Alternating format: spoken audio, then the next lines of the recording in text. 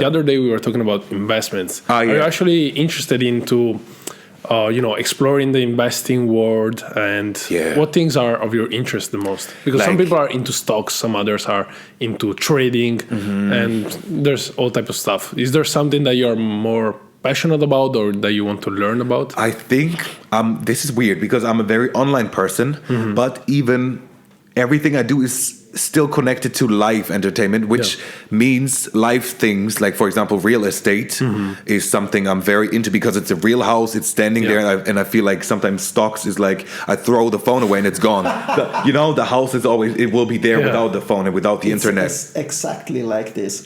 We always talk about this.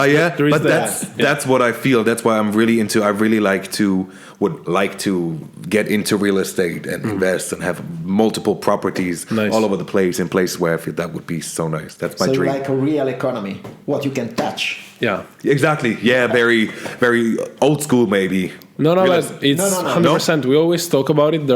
We usually differentiate investments into two categories, which is, real economy and financial economy. Financial economy is everything that can be switched off in a certain way with electricity and stuff. It can be switched off. So cryptos, depends. Of course, you can have the ledger, but what is ledger? The ledger, offline wallet that is like a USB where you store your cryptos. No idea. That sounds interesting.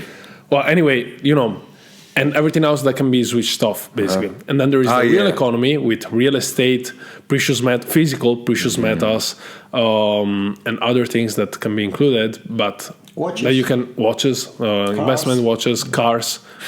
All these things, I really am into that. Historical cars. Cars. Yeah. You like that?